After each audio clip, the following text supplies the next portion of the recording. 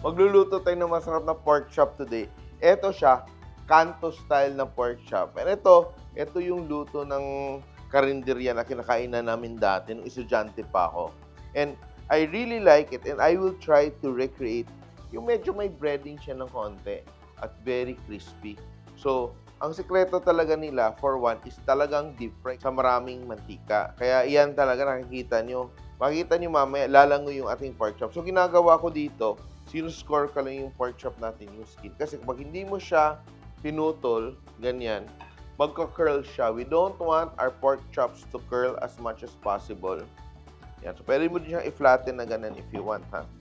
Ganyan. But anyway, very simple yung aking marinade and I am using basic patis. So, I'm using around 1 tablespoon per half a kilo. So, kalahating kilo, 1 kutsara na patis, then kalamansi.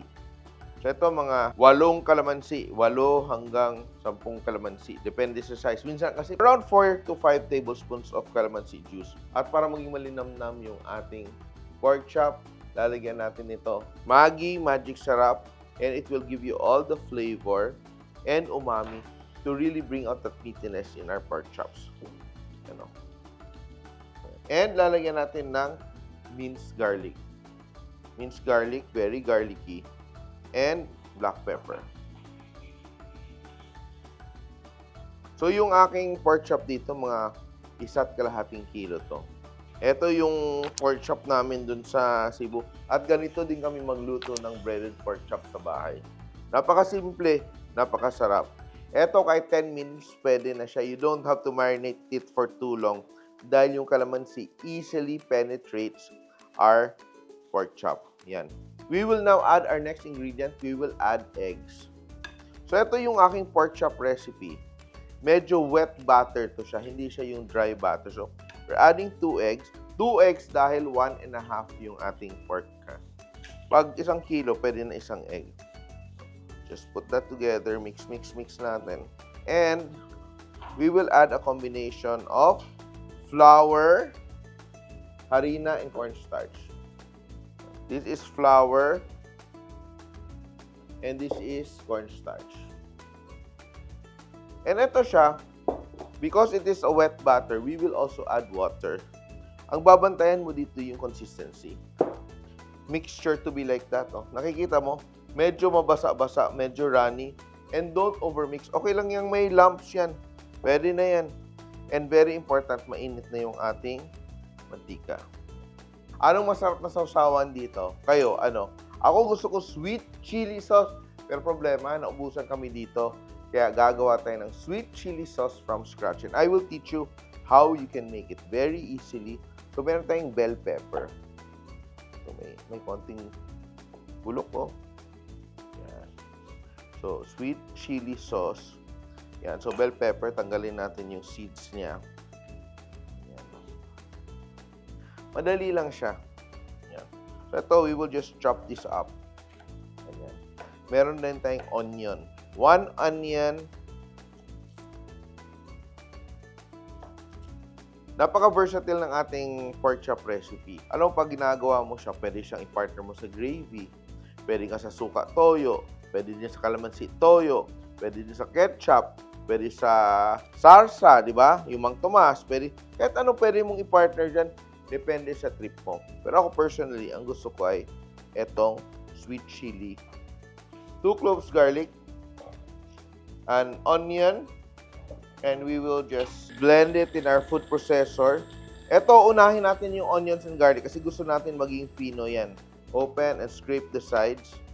Yan, just mince. Just mix everything together. Add ko yung bell peppers. Food processor yung gamit ko kasi ayaw ko na sobrang fino. We are not blending it into a paste. We want a bit of chop. Gusto natin medyo minced yung ating vegetables. Ito yung aking saucepan. I will combine sugar. So this is 3/4 cups of sugar. Then cornstarch. 4 tablespoons of cornstarch. So ito yung ginagawa ko para hindi ako mahirapan na tunaw ng cornstarch. Ihalo ko muna yung cornstarch and the sugar. No? 2 teaspoons of salt. Yan. And now we will add our water. Tubig.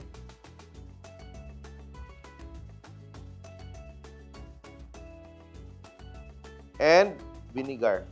Dissolve everything together. Yan. Nalagay na natin yung ating minced vegetables. Onions, garlic, bell peppers. Yan. Lagay na natin siya.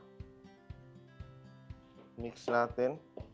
And turn on the heat and let it cook. Yan. So, tamang-tama. Mainit na yung oil natin sa kabila. Oh.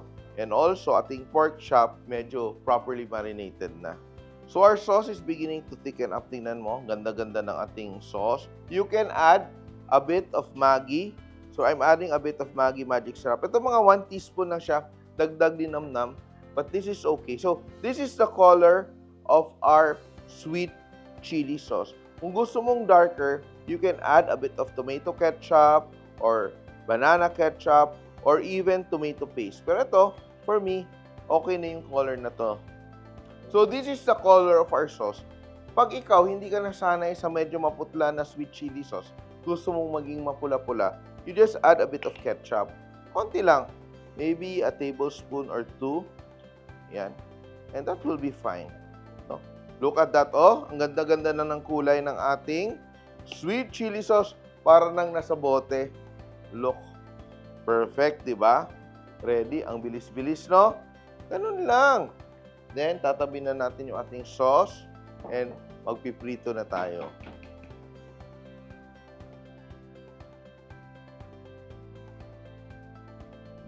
Okay. Let's go. Let's fry. Diba medyo wet yung ating butter. So, before you drop it in, you coat it in the butter. Be sure and we're ready to fry. Mainit.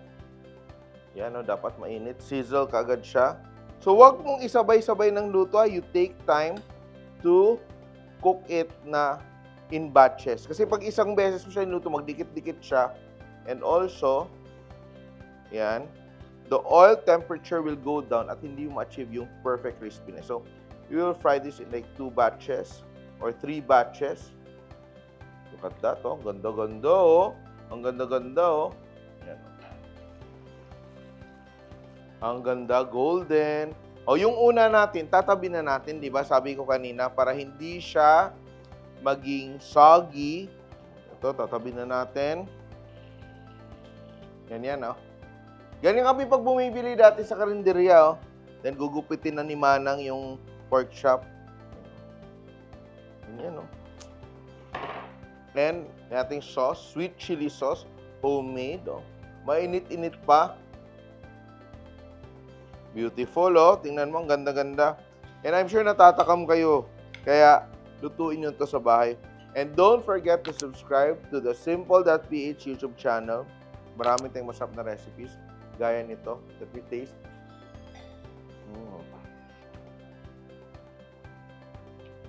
Hindi na ito tikim. Kain na to. I'm sure natatakam kayo dito sa recipe natin. Madali lang siya. Madaling i-memorize. And versatile siya. Pwede din siya sa fried chicken. Try it at home. Cook it for your family. Pero warning, dapat doble yung dami ng lulutuin nyo. Kasi mapapakain talaga kayo. And this is it.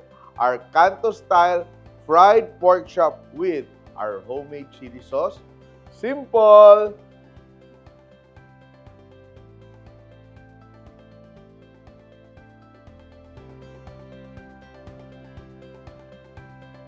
Simple.ph. Living made simple.